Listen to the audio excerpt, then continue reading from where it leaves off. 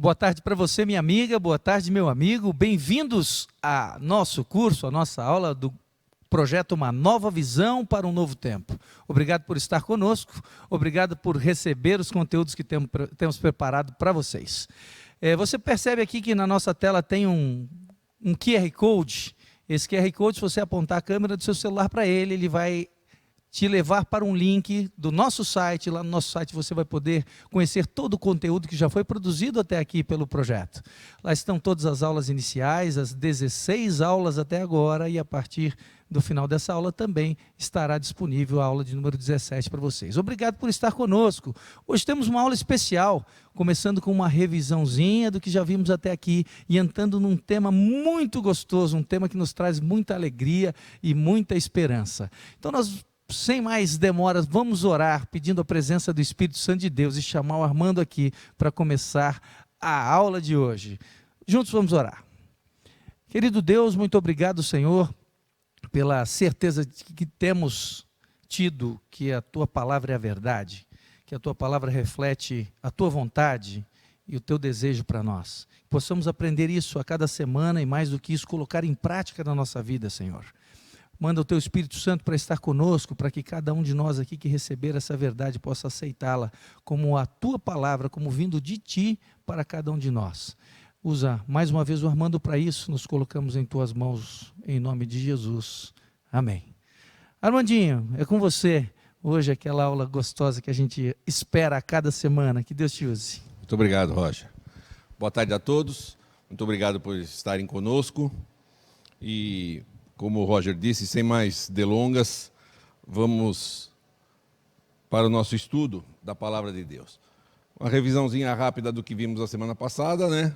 Muita gente se pergunta se está salvo, e a gente aprendeu na semana passada que somos justificados pela graça, pela fé, pelo sangue de Cristo e pelas obras.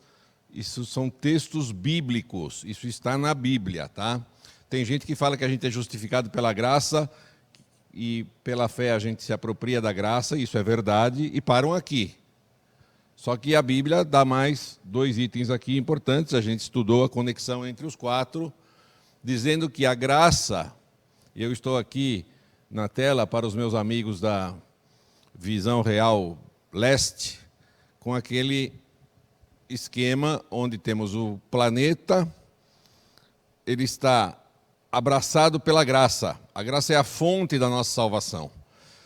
Do planeta Terra sai uma estrada ascendente, porque para eu me apropriar da graça eu preciso da fé, que é o meio pelo qual eu me aproprio desta graça que está disponível desde sempre, hein? Tem gente que fala que a graça foi dada através do sacrifício de Jesus, mas a Bíblia diz assim: o cordeiro que foi morto antes da criação do mundo, tá? Então a graça sempre esteve no plano de Deus. Quando eu, pela fé, me aproprio da graça, eu sou justificado pelo sacrifício de Jesus, pelo sangue de Jesus. O sangue de Jesus é o método que Deus escolheu para me justificar dos meus pecados. E eu continuo na minha caminhada ascendente, porque eu conheci Cristo agora e sou uma nova criatura. Ele falou para mim que depois que eu o conheci, eu tenho que seguir caminhos sem pecar. Mas se eu pecar, eu retorno ao método de salvação, que é o sangue de Jesus. Eu peço perdão. Se eu magoei alguém, eu peço perdão para esse alguém, não é? E peço perdão a Deus. E essa minha caminhada é ascendente até Jesus voltar e me levar para o céu, não é? Então a salvação, ela é feita da justificação, que acontece no momento que eu recebi, que eu aceitei Jesus como meu Salvador pessoal. A partir daí ele me santifica com o seu Santo Espírito, até quando ele voltar, eu serei glorificado e você também, ok? Isso estudamos a semana passada.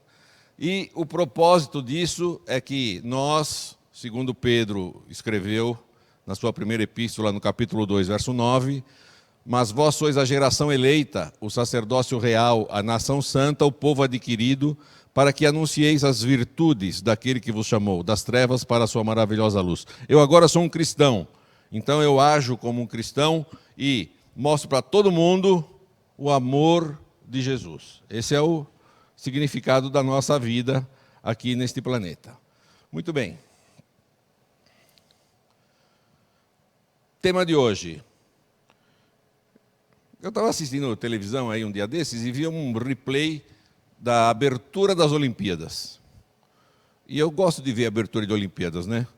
Outro dia passou aí um replay da abertura das Olimpíadas da China. Foi muito bonito, foi uma das mais bonitas que eu já vi. Só que eu quero falar hoje para vocês sobre um evento que é o maior espetáculo do universo. Mais bonito que qualquer abertura de Olimpíada. Tá certo? Eu quero falar sobre a volta de Jesus. Muitos escritores da Bíblia falaram sobre a volta de Jesus. Tem alguns estudiosos que dizem que tem quase 2.000 menções na Bíblia sobre a volta de Jesus. Né? Um lá mais detalhista falou que tem 1.845 vezes está sendo dito na Bíblia que Jesus vai voltar. E sabe quando começaram a falar disso? Muito antes dele vir pela primeira vez. Enoque, quem foi Enoque? Enoque foi o 7º depois de Adão, lá no início da vida neste planeta. No livro de Judas, no Novo Testamento, no seu verso 14, está escrito assim: e destes também profetizou Enoque, o 7º depois de Adão, dizendo: eis que é vindo o Senhor com milhares de seus santos. Então, desde o início, a Bíblia fala que Jesus vai voltar. Livro de Jó. O livro de Jó foi escrito pelo menos no ano 1500 antes de Cristo, contando uma história passada, né? Então nós não sabemos quando é que Jó viveu. Jó registrou na Bíblia o seguinte: porque eu sei que o meu Redentor vive, e que por fim se levantará sobre a terra. E depois de consumida a minha pele, ainda em minha carne verei a Deus. Vê-lo-ei por mim mesmo, e os meus olhos, e não outros, o verão. E por isso o meu coração se consome dentro de mim. Livro de Jó, capítulo 19, versos 25 a 27. Muito bem. O que Jesus falou a respeito disso? Vamos pedir a opinião do próprio Cristo. O que ele prometeu? Numa tradução um pouco mais moderna, João 14, versos de 1 a 3, que todo cristão que espera a volta de Jesus deveria saber de cor isso aqui, gente. Deveria ter no seu coração isso aqui. Ele disse assim, Jesus disse: não fiquem aflitos, creiam em Deus e creiam também em mim. Na casa do meu Pai há muitas moradas, e eu vou preparar um lugar para vocês. Se não fosse assim, eu já lhes teria dito. E depois que eu for e preparar um lugar para vocês, voltarei e os levarei comigo, para que onde eu estiver, vocês estejam também. Esse verso me agrada, me alegra e me comove, porque Jesus está dizendo assim: Armandinho, eu quero que você esteja comigo onde eu estiver. Ivone, Jesus está dizendo: minha querida Ivone, eu quero estar com você e quero que você esteja comigo, onde eu estiver. Então eu vou voltar para te buscar. Ivone Bianco. Dona Magda, Jesus está dizendo assim: eu voltarei e levarei a Dona Magda para que onde eu estiver, ela esteja também comigo. Que promessa mais maravilhosa do que essa eu não conheço. Em outra passagem, lá de Apocalipse, capítulo 22, verso 7, está escrito assim: escutem, diz Jesus, eu venho logo. Felizes os que obedecem às palavras proféticas deste livro. Se me ama, guarda os meus mandamentos. Se é meu amigo, amigo gosta de ficar junto? Se é meu amigo, eu quero ficar com você. Eu quero ficar com você para sempre. Que legal, né? E no verso 20, também do capítulo 22 de Apocalipse, está escrito: aquele que dá testemunho de tudo isso diz: certamente venho sem demora. E a nossa resposta tem que ser: amém, vem Senhor Jesus. Repete aí comigo: amém, vem Senhor Jesus, vem me buscar. Quando é que vai ser isso? Afinal, o Apocalipse foi escrito mais ou menos no ano 100 da nossa era. Já 2000 anos se passaram. E ele ainda não veio, hein? Mas ele próprio respondeu assim, no Evangelho de Mateus, no capítulo 24, verso 36.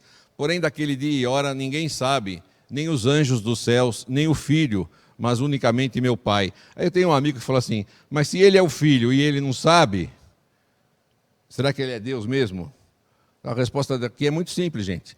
Quando Jesus veio a essa terra, ele abdicou da sua divindade, ele se tornou homem. Então, como homem, ele não sabe.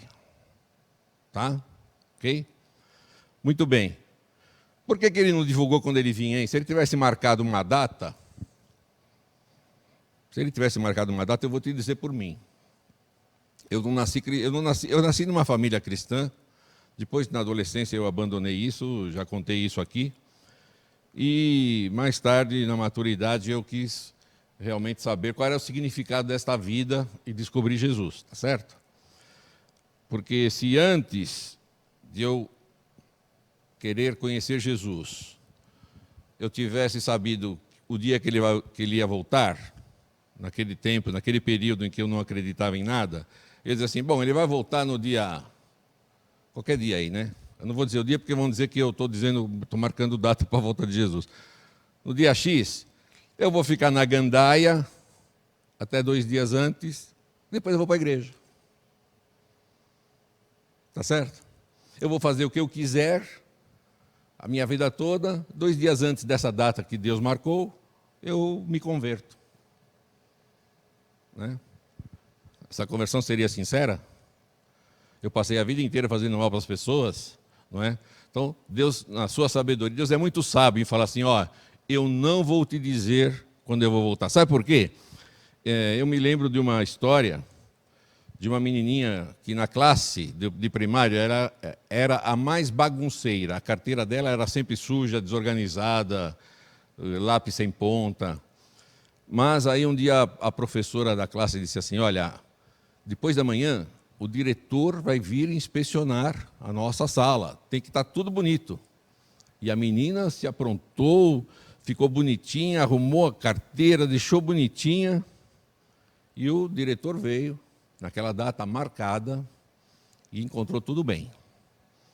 Um mês depois, a professora disse assim, olha, o diretor vai voltar a fazer uma inspeção na sala, mas ele vai fazer de surpresa, ele não vai dizer o dia.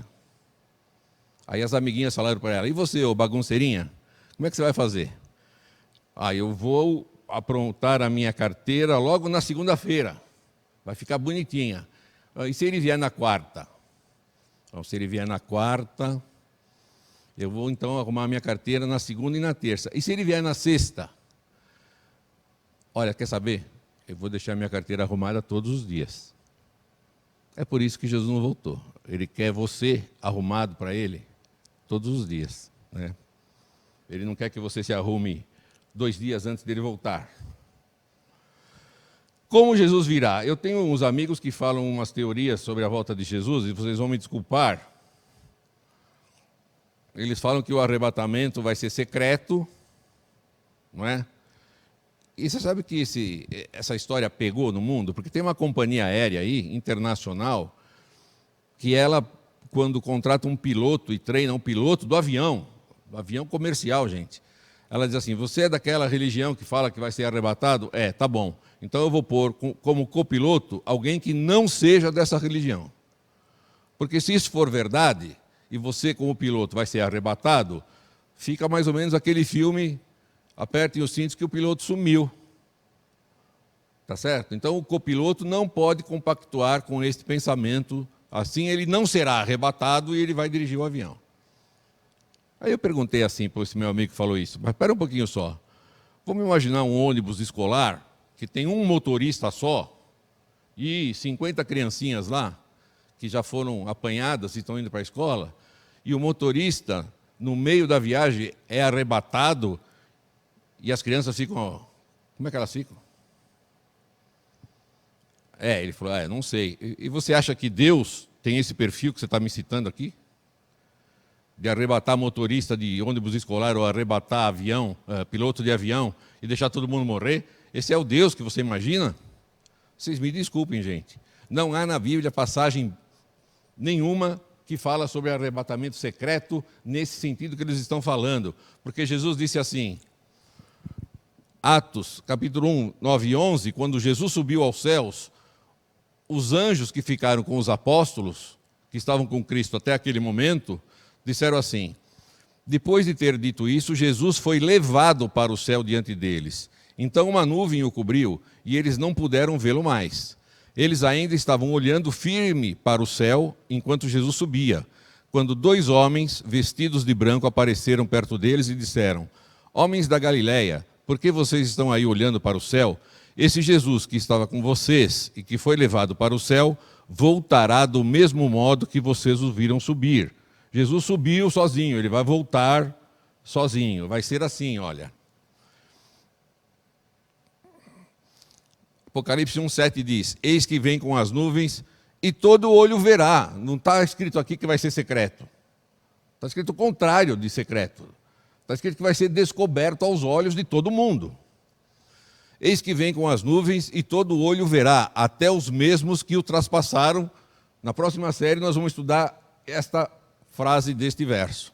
E todas as tribos da terra se lamentarão sobre ele, sim, amém. E diz mais: porque assim como o relâmpago sai do oriente e se mostra até ao ocidente, assim será também a vinda do Filho do Homem. Quer dizer, o mundo inteiro vai ver, vai ser como um relâmpago que todo mundo vê no céu, e isso não tem nada de secreto, na minha modesta opinião. E quando o Filho do Homem vier em sua glória e todos os santos anjos com ele, então se assentará no trono da sua glória. A gente já estudou aqui mais ou menos quantos anjos existem, né? Vocês lembram? A Bíblia fala milhões de milhões. Milhões de milhões são trilhões.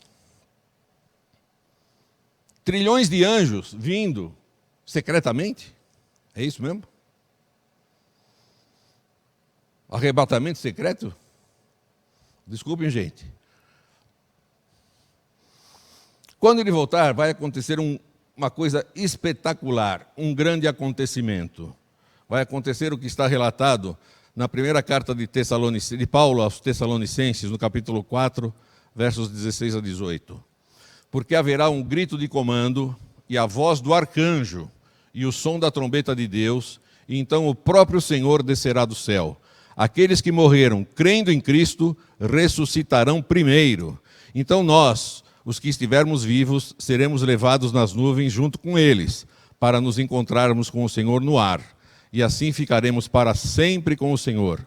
Portanto, animem uns aos outros com essas palavras. Olha que legal que está dizendo aqui, que quando Jesus voltar, os que morreram crendo em Jesus vão ressuscitar. Eu vou rever meu pai, vou rever minha avó, vou rever meus amigos. E isso aqui me dá uma ideia, gente, do seguinte, presta atenção no que eu vou falar, por favor. As pessoas vão ressuscitar quando Jesus voltar. Onde elas estão hoje? Se elas estiverem no céu, mas Jesus vai voltar para levar as pessoas para o céu, se quem morreu já está no céu, por que Jesus vai voltar? Se as pessoas estão no céu, por que serão ressuscitadas? Há muitas teorias sobre o que acontece com as pessoas quando elas morrem, após a morte. A Bíblia tem a verdade, a gente já sabe disso, a verdade está escrita aqui, e um dia desses nós vamos estudar o que acontece com uma pessoa quando morre. Mas uma coisa para mim está clara: as pessoas não estão no céu, porque Jesus vai voltar para ressuscitá-las e levá-las para o céu. Ok? Pensa nisso, viu? Se você tiver dúvida e quiser saber mais, pode me escrever, tá bom? Nós podemos conversar particularmente sobre isso. A promessa de Deus se cumprirá. Qual é a promessa? Então o rei dirá aos que estiverem à sua direita: venham, vocês que são abençoados pelo meu Pai, venham e recebam o reino que o meu Pai preparou para vocês desde a criação do mundo. Mateus 24, 34. Que beleza. Aliás, eu quero ler este capítulo 24. Eu vou pedir aqui licença para vocês. Roger, você não quer fazer essa gentileza aqui? Traga a sua Bíblia. Ou pode ler na minha. No capítulo 24, os discípulos perguntaram para Jesus o que a gente quer saber. Quando é que o Senhor vai voltar? Está aqui no verso 3 do capítulo 24. E estando assentado no Monte das Oliveiras, Chegaram-se a ele os seus discípulos em particular, dizendo: Dize-nos quando serão essas coisas e que sinal haverá da tua vinda e do fim do mundo. Então percebam, a Bíblia está associando a volta de Jesus ao fim do mundo. Esse negócio de arrebatamento secreto também não condiz com esta passagem aqui, me perdoem. Leia para nós, por favor, do verso 3 em diante, Roger. Vamos lá. Leio que está em Mateus, capítulo 24, a partir do verso 3. Jesus estava sentado no Monte das Oliveiras, quando os discípulos se aproximaram dele e, em particular, lhe pediram: Diga-nos quando essas coisas vão acontecer e que sinal haverá da sua vinda e do fim dos tempos. E Jesus respondeu: Tenham cuidado para que ninguém os engane, porque muitos virão em meu nome dizendo: Eu sou o Cristo, e enganarão a muitos. E vocês ouvirão falar de guerras e rumores de guerras. Fiquem atentos e não se assustem, porque é necessário que isso aconteça, mas ainda não é o fim. Porque nação se levantará contra nação, e reino contra reino. Haverá fomes e terremotos em vários lugares, porém todas essas coisas são o princípio das dores. Roger, obrigado. Veja aqui que Jesus não falou quando ele ia voltar, mas ele deixou sinais. E disse assim: cuidado que ninguém vos engane, hein? Porque vai ter muita teoria aí sobre o fim do mundo. E Hollywood é uma fábrica de ilusão e de engano impressionante. Hollywood fabricou o final do mundo para todos os gostos. Tem invasão de alienígena, terremoto, impacto de asteroide. Tem para quem quiser, não é? Então vamos lá. Vamos dar uma debulhada aqui no que Jesus falou. Ouvireis de guerras e de rumores de guerras. Olhai, não vos assustei, porque é mistério que tudo isso aconteça, mas não é o fim. Alguém me falou assim: tem guerra, sempre teve guerra, né? E o mundo sempre teve guerra, que agora elas são mais divulgadas, porque a mídia trabalha com uma comunicação mais rápida, mas quero deixar aqui uma informação para você. Jesus deixou esses sinais no mundo político. Não tenham medo quando ouvirem o barulho de batalhas ou notícias de guerras. Tudo isso vai acontecer, mas ainda não será o fim. Uma nação vai guerrear contra outra e um país atacará outro. Em vários lugares haverá falta de alimentos e tremores de terra. Porquanto se levantará nação contra nação e reino contra reino. Segundo a ONU, hoje, dia 31 de julho de 2021, existem 30 regiões do mundo com a presença de conflitos armados. 30. Você não sabe, né? Você não sabe que a mídia aqui só tem o Covid-19 aqui, o resto não. A maior parte desses conflitos envolve disputas por território e inclui motivações de diferenças étnicas, de religião ou de recursos naturais, tá certo? Então isso daí não vai acabar. 30 áreas de conflito no planeta hoje. Você sabia? Não sabia, né?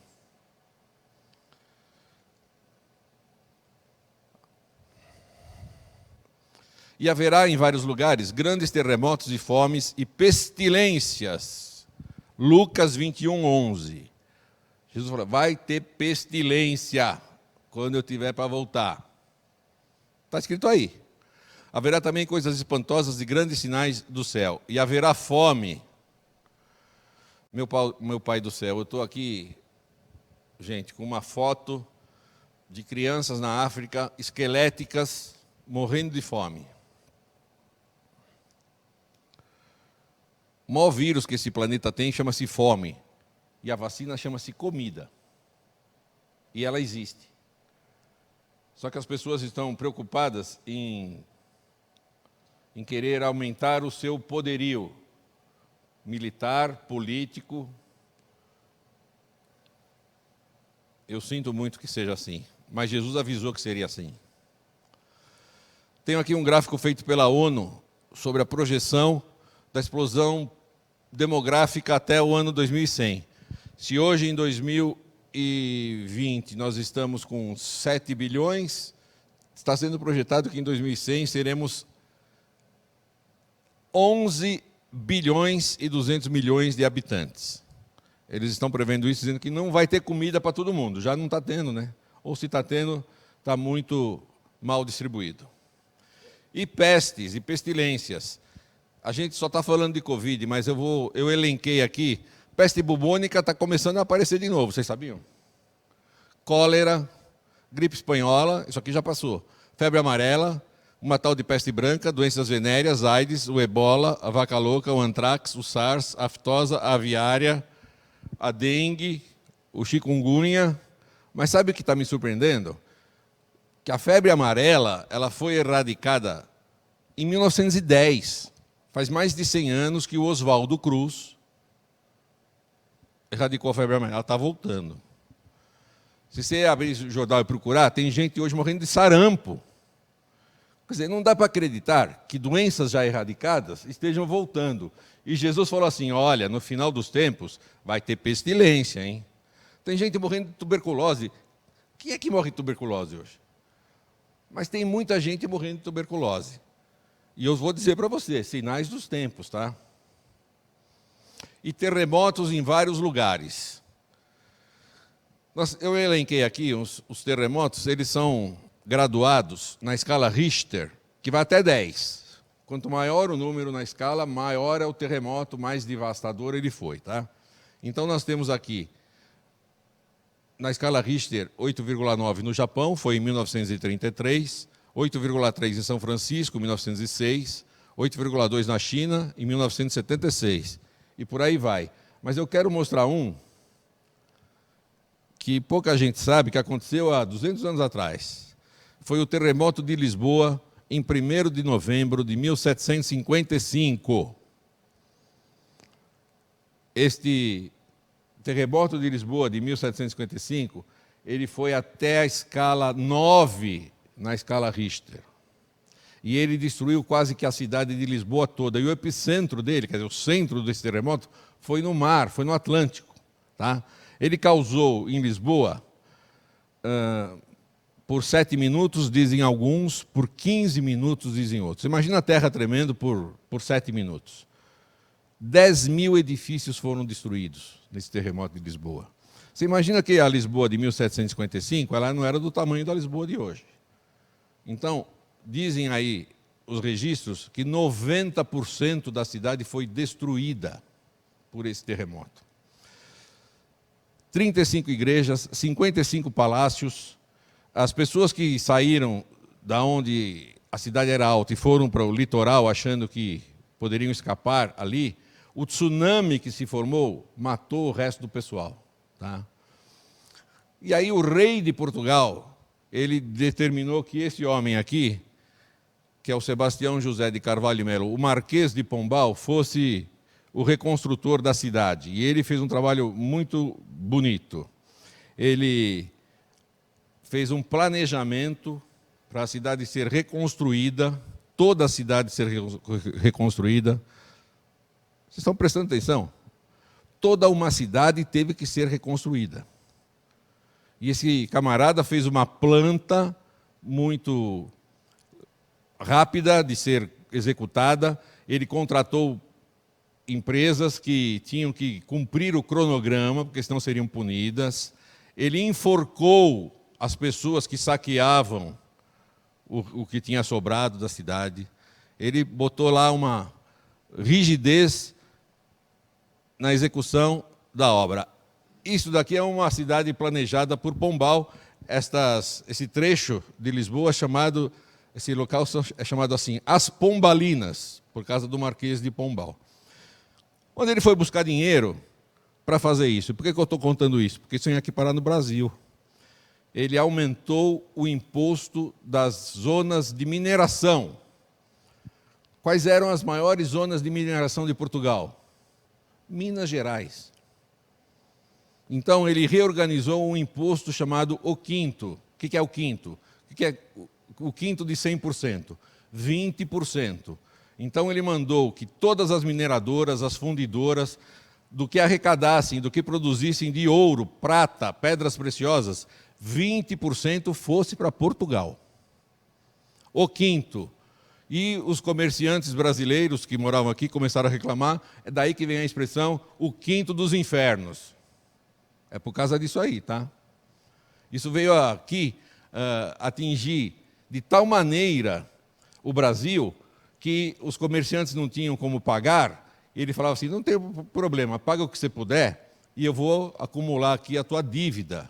E num determinado dia ele vinha cobrar isso com muito rigor, e essa cobrança dos saldos acumulados chamava-se derrama, e por causa da derrama teve a Inconfidência Mineira aqui no Brasil e Tiradentes foi enforcado. Olha o que o terremoto de Lisboa fez. Vocês estão percebendo? Você não vai aprender isso na escola, né? Mas nós cremos que o terremoto de Lisboa é um claro sinal que Jesus falou. Vai ter terremoto em vários lugares, mas vai ter alguns aí que vão ser piores. Eu tenho aqui uma tabela que eu peguei dia 22 de julho. Hoje é dia 31, né? São os terremotos que aconteceram no dia 22 de julho. Você sabia que tinha acontecido terremoto de 22 de julho? Isso daqui veio do Departamento de Sismologia da Universidade de São Paulo. Tá? Nós temos um terremoto de 5,1 no sul do Panamá, um de 4,7 nas Ilhas Vanuatu, um de 5,2 perto da costa da Nicarágua, tudo no dia 22. No dia 21, tiveram 1, 2, 3, 4, 5, 6 terremotos. No dia 20, 1, 2. No dia 19, 2 aqui, mais 4 aqui, 6. No dia 18 de julho, 1, 2, 3, 4, 5, 6. Você sabia disso? Como é que Jesus falou? Terremotos em vários lugares. Mais sinais no céu. Sinais da proximidade da volta de Jesus. Verso 29 de Mateus 24. E logo depois da aflição daqueles dias, o sol escurecerá e a lua não dará a sua luz, e as estrelas cairão do céu, e as potências do céu serão abaladas. Tem uma coisa também que pouca gente sabe, que é o seguinte.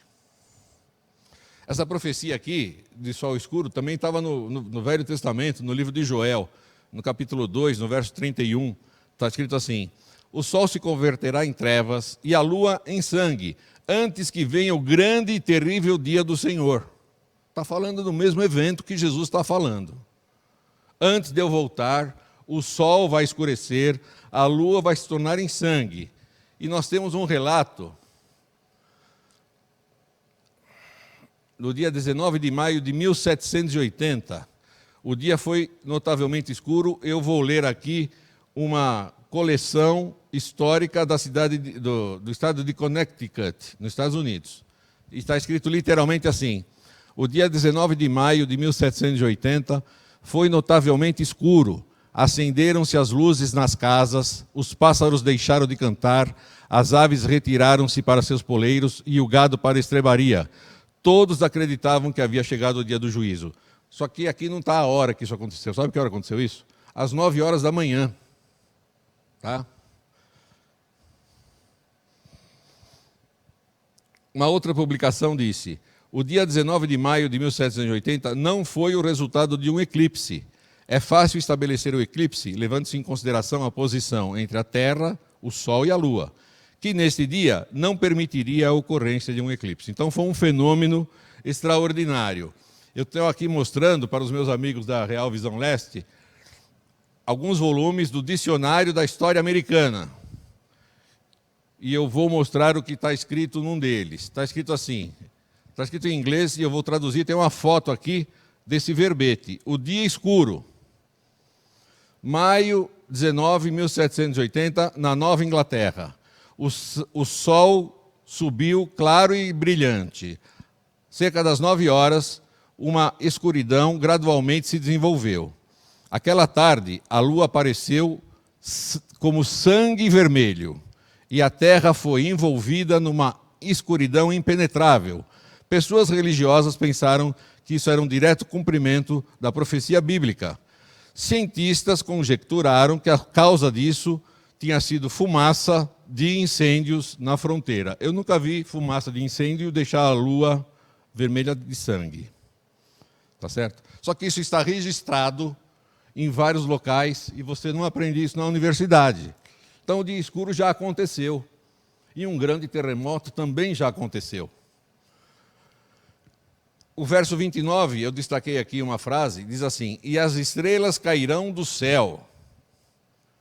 E eu tenho aqui um relato que aconteceu uma queda de estrelas impressionante no dia 13 de novembro de 1833.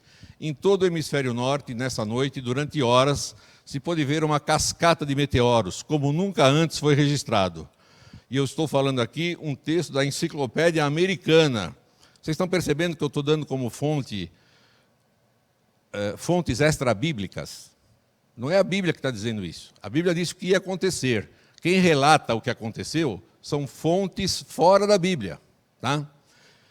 E a Enciclopédia Americana diz o seguinte: a exibição foi especialmente brilhante no Niágara, e, por certo, jamais se presenciou espetáculo tão terrível, grandioso e sublime como aquele firmamento caindo em torrentes inflamadas sobre a rugidora catarata escura. Enciclopédia Americana. 3 sinais do céu já aconteceram. E por que nos Estados Unidos? Alguém me perguntou. Tudo nos Estados Unidos? Tudo nos Estados Unidos. Sabe por quê? Porque durante séculos a Bíblia foi proibida de ser lida na Europa e nas colônias onde a igreja dominante da época tinha se instalado. E as pessoas que colonizaram os Estados Unidos eram pessoas religiosas e levaram a Bíblia como base da Constituição do seu país. Então, se Deus tinha que dar um recado baseado na Bíblia, ele ia dar aonde? Aonde as pessoas conheciam a Bíblia. É simples assim, tá bem? Terremoto de Lisboa em 1755, dia escuro em 1780, queda das estrelas em 1833. Tudo isso aqui já aconteceu, hein, gente? Tá? Sinais no mundo social. A carta de Paulo a Timóteo, em seu capítulo 3, versos de 1 a 5, ela é surpreendente. E diz assim: sabe, porém, isto, nos últimos dias... Paulo, inspirado pelo Espírito Santo, escreveu assim: nos últimos dias sobrevirão tempos difíceis, pois os homens serão egoístas, avarentos, jactanciosos, arrogantes, blasfemadores, desobedientes aos pais, ingratos, irreverentes, sem afeto natural, implacáveis, caluniadores, sem domínio de si, cruéis, inimigos do bem, traidores, atrevidos, enfatuados, mais amigos dos prazeres que amigos de Deus, tendo forma de piedade, negando-lhe, entretanto, o poder. Foge também destes. Isso é um retrato de que mundo? Não é do nosso mundo, não, né? Nosso mundo não é assim, né, gente? Você acha que é? E Jesus complementou dizendo: e por se multiplicar a iniquidade, o amor de muitos esfriará. Avarentos, presunçosos, soberbos, blasfemos, desobedientes a pais e mães. Será que eu não preciso explicar cada um desses aqui? Preciso. Eu vou falar só de 2. Desobedientes a pais e mães. Hoje tem pai e mãe que se submetem aos filhos. Não é o filho que obedece pai e mãe. É pai e mãe que obedece filho. E eu vou dizer por quê. Uma das razões é porque tem estatutos que dizem que se o pai disciplinar o filho, o pai vai preso. Sinais dos tempos. Eu quero pegar este verso aqui, essa frase aqui. Sem afeto natural. E eu vou ter que falar, tá? Qual é o afeto natural de um homem? Uma mulher. Qual é o afeto natural de uma mulher? Um homem. Aqui está dizendo que nos últimos dias as pessoas seriam sem afeto natural. É homem com homem, mulher com mulher. Faca sem ponta, galinha sem pé. Mas não é brincadeira, gente. Porque olha o que está acontecendo no mundo. Isso é sinal do tempo ou eu estou exagerando? Fala para mim. Desculpe aqui a minha veemência, mas está tudo na Bíblia. Cruéis, sem amor para com os bons. Quem é bom hoje é sinônimo de bobo. Mais amigos dos deleites do que amigos de Deus. Mateus 24:10. Todo mundo está sem amor.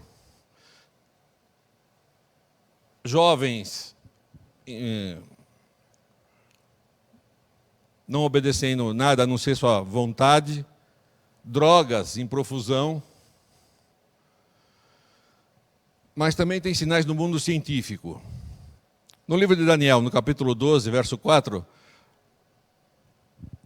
foi dado a Daniel o seguinte recado: e tu, Daniel, fecha estas palavras e sela este livro. O livro de Daniel foi escrito mais ou menos aqui no ano, esta passagem, 580 a.C., um pouquinho por aí.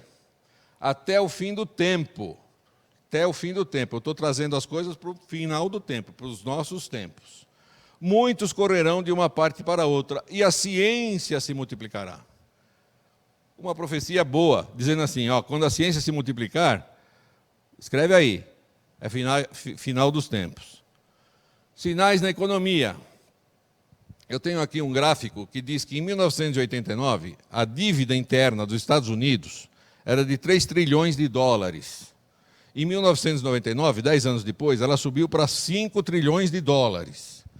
E hoje, ela é de 29 trilhões de dólares. Isso aqui está no banco, o que seria o Banco Central dos Estados Unidos, tá? Uma multidão de pessoas querendo seus direitos, e a Bíblia diz assim: vocês semeiam muito, recolhem pouco, vocês comem, mas não ficam fartos, vocês bebem, mas não se saciam, vocês se vestem, mas ninguém se aquece, e o que recebe salário, parece que recebe num saco furado, porque vai tudo embora. 2 sentidos aqui. Se você ler esse livro de Ageu, capítulo 1, versos 2 a 6, ele está dizendo assim: vocês se importam só com vocês, e vocês não dão nada para a causa de Deus, é o que está escrito lá. Vocês não se importam com Deus, vocês não se importam com as orientações que Deus deixou para vocês cuidarem dos necessitados. Então, tudo que vocês fazem nunca satisfazem a vocês, vocês nunca se saciam, porque vocês só pensam em vocês e pensam cada vez mais. Rockefeller já foi considerado aí um tempo atrás o homem mais rico do mundo, na década de 60, 70, 80. E um dia perguntaram assim para ele: senhor Rockefeller, o senhor tem um império, o senhor tem bancos, o senhor tem jornais, cadeias de televisão, o senhor tem navios, o senhor tem de tudo, e o senhor não para de adquirir coisas e ampliar seu império. O senhor não está satisfeito? Sabe qual foi a resposta que o senhor me deu? Um pouquinho mais. Eu quero um pouquinho mais. Trabalharei por comida. Jesus também deixou sinais religiosos, porque muitos virão em meu nome dizendo, eu sou o Cristo, e enganarão a muitos. Mateus 24:11 diz assim: levantar-se-ão muitos falsos profetas e enganarão a muitos. E no verso 24 do capítulo 24 está escrito assim: porque surgirão falsos cristos e falsos profetas, operando grandes sinais e prodígios para enganar, se possível, os próprios eleitos. Então você vai lá naquela igreja, que ela te promete um monte de milagre e faz prodígio, porque está escrito aqui que faz, mas não prega a palavra que tem que pregar. Está certo? Então Jesus está dizendo assim: são falsos profetas, porque não falam da minha palavra, falam o que eles querem falar, tá? Mas fazem sinais. Tomem cuidado que ninguém vos engane.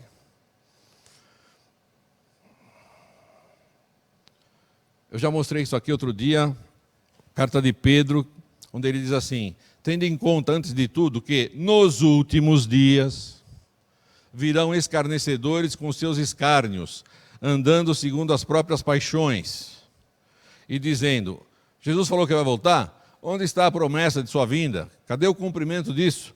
Porque desde que os pais dormiram, todas as coisas permanecem como desde o princípio da criação. Eu tenho aqui na tela 2 atores interpretando um Jesus gay. Isso é de agora. Tenho aqui na tela uma última ceia com atores debochando da última ceia.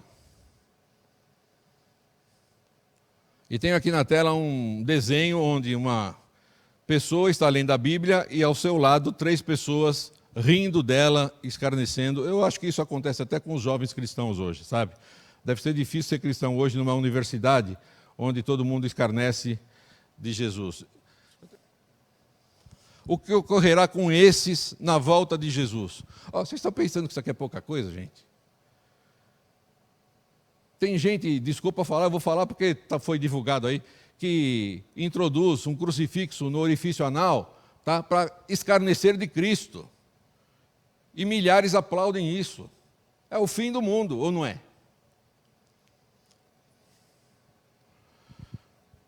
Apocalipse 6 diz que essas pessoas escarnecedoras, vai acontecer com elas o seguinte: quando Jesus voltar, o céu desapareceu como um rolo de papel que se enrola de novo, e todos os montes e ilhas foram tirados dos seus lugares. Arrebatamento secreto?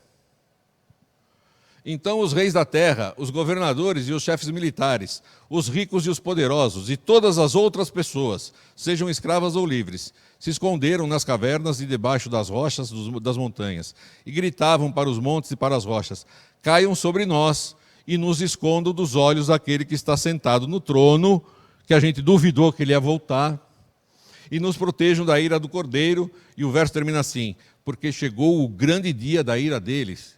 E quem é que pode se salvar? Pode se salvar aqueles que andaram com Jesus o tempo todo, porque é esse que ele vai vir buscar.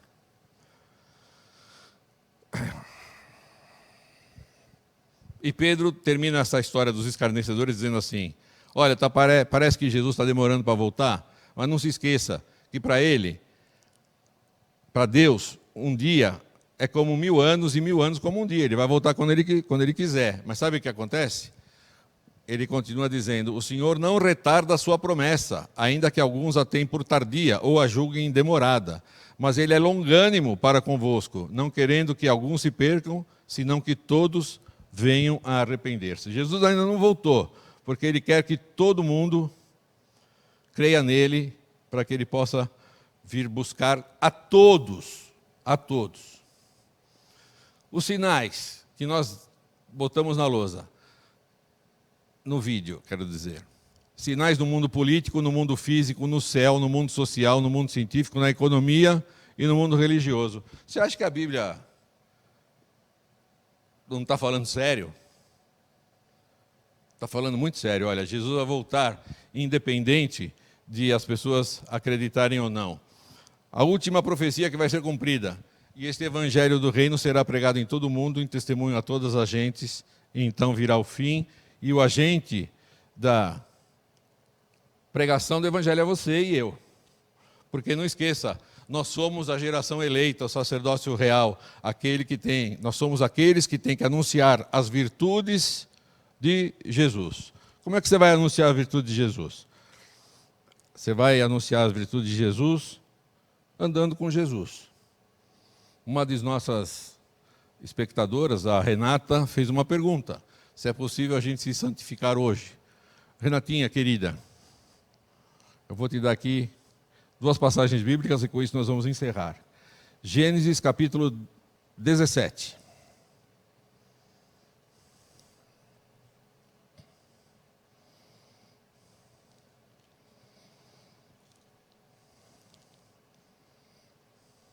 Verso 1.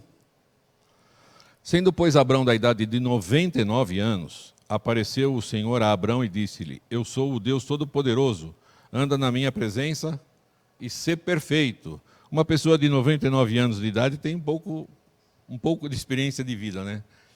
E Deus falou assim: Abrão, você tem 99 anos, mas você tem que andar comigo para ser perfeito. E olha, Deus não falou para ele: vai ser perfeito e volta aqui para andar comigo. Então o segredo, Renata, é andar com Jesus, andar com Deus. Andando com Deus, a gente se aperfeiçoa, tá? Até sermos perfeitos. Jesus disse isso lá em Mateus capítulo 11, que é um verso bonito, que todo mundo sabe como é que é. E Jesus disse assim, capítulo 11 de Mateus, verso 28. Vinde a mim todos os que estáis cansados e oprimidos, e eu vos aliviarei. Tomai sobre vós o meu jugo e aprendei de mim, que sou manso e humilde de coração, e encontrarei descanso para as vossas almas, porque o meu jugo é suave e o meu fardo é leve. Sabe o que é o jugo? Jugo é aquela canga que põe nos bois. Quando o carro de boi é aparelhado, põe aquela canga para os 2 bois andarem juntos. Aquilo é o jugo. Tá? Jesus está dizendo assim: põe o jugo e anda comigo, e aprenda comigo. E tem uma história verídica de um senhor chamado Hoffman. Ele foi diretor do Colégio Adventista de Itapecerica da Serra. E o Colégio Adventista tinha lá uma grande plantação de verduras e tal, e tinha carros de boi. E um dia os rapazes estudantes chegaram para o diretor do colégio, o professor Hoffman, e disseram assim: professor, aquele boizinho, negrinho, já está na época, já virou um rapazinho, ele já pode ir trabalhar. Nós podemos colocar o negrinho junto com o brioso e pôr a canga neles, e ele vai aprendendo com o brioso. E assim fizeram, com a aprovação do diretor. Puseram o negrinho no carro de boi, com aquela canga em cima, o negrinho já reclamou: que peso é esse nos meus ombros? E o brioso ali, paradão, tranquilão. Aí ataram o carro de boi e deram o sinal, e o brioso começou a andar. Mas o negrinho não. Ele falou: ué, além desse peso, ainda tenho que puxar esse carro de boi com 2 rapazes em cima? Ele estacou ali, não queria andar. E como é que ele fez? Deu uma sacudida, queria tirar aquilo de cima. 2 dias depois, o diretor olhou pela janela e está lá. O brioso andava, o negrinho andava. O brioso parava, o negrinho parava. Sabe qual é a moral dessa história? Que Jesus quer fazer conosco o que o brioso fez com o negrinho. A gente, quando recebe a responsabilidade de ser cristão, e ele diz assim: se você me ama, guarda os meus mandamentos, mas guarda por amor. Ame as pessoas, que se amar todo mundo, você vai cumprir os mandamentos sem pensar. A gente estanca, a gente não quer continuar com Jesus, a gente quer sacudir esse jugo de Jesus, mas quando a gente fica com Jesus, a gente aprende que Ele é manso e humilde. E a gente aprende a ser manso e humilde. Lembra da humildade que Jesus ensinou na cerimônia do lava-pés? Você tem que ser humilde, porque se você não for humilde, você não vai querer aprender de mim. E quando você aprende de mim, você começa a amar os outros. E quando você ama os outros, eles vão gostar de mim, porque eles vão saber que você é um cristão. Não é? Cristão, anda com Jesus. Mostra Jesus para as pessoas com seus atos, suas palavras, sua generosidade, o seu tempo.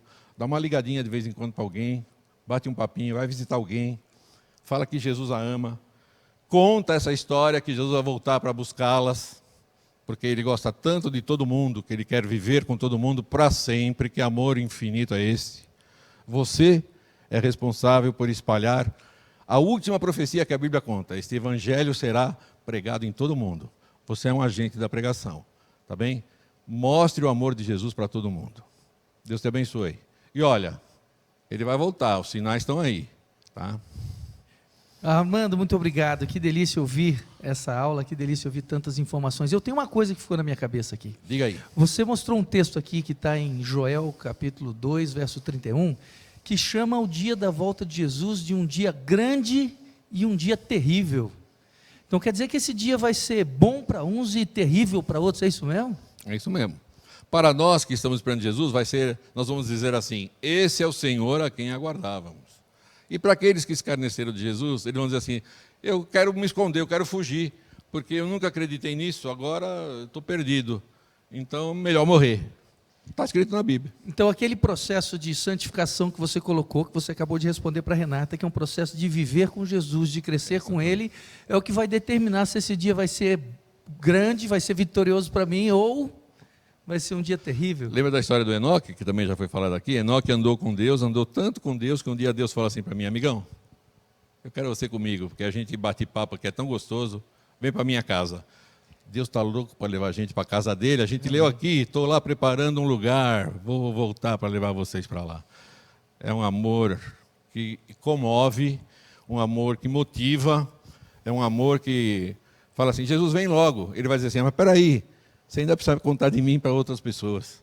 Conta de Jesus para os outros também, você, tá bom? O melhor disso é que a escolha é minha, a escolha é sua. Você pode escolher a maneira que você vive, você pode escolher como você responde essas informações que você recebe, o quanto você põe em prática o que você recebe, para que esse dia lá no final seja um dia de vitória, um dia de salvação para você. É isso que eu quero para mim, é isso que eu espero para você também. Vamos orar, Armandinho? Você pode fechar aqui para a gente? Fecho sim. E eu vou dizer uma coisa para você. Quando Jesus vai voltar, nós vamos ver com Ele o que nós vamos ficar fazendo lá. Semana que vem a Bíblia vai te contar, tá bom? Pai querido, muito obrigado por esse plano maravilhoso. Jesus vai voltar para nos buscar, para viver conosco eternamente, como Ele tinha planejado lá no início de tudo. Muito obrigado por permitir que a gente faça parte desse plano. sendo embaixadores do teu amor.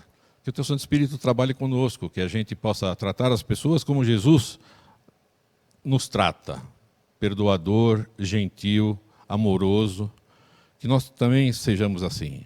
E para sermos assim, precisamos do teu Espírito. E muito obrigado pela tua disposição de querer estar conosco a cada dia. Cuida de cada pessoa que está nos ouvindo, que está ouvindo a tua palavra, que elas se apaixonem por ti como o Senhor é apaixonado por elas. Mas uma coisa eu quero te pedir, Pai. Venha logo nos buscar, em nome de Jesus. Amém. Obrigado. Por sua companhia, obrigado por receber o que preparamos para você com tanto carinho. Você já sabe, se tem alguma dúvida, está aqui o e-mail do Armando, @ymail.com, para que você possa tanto perguntar, quanto deixar sua opinião, quanto seu ponto de vista. Se você tem alguma dúvida, por favor, escreva e vai ser um prazer responder para você. Obrigado por sua companhia. A cada sábado, sempre às 16 horas, estreia uma nova aula. Estamos caminhando para o fim do curso. Não perca. Um abraço.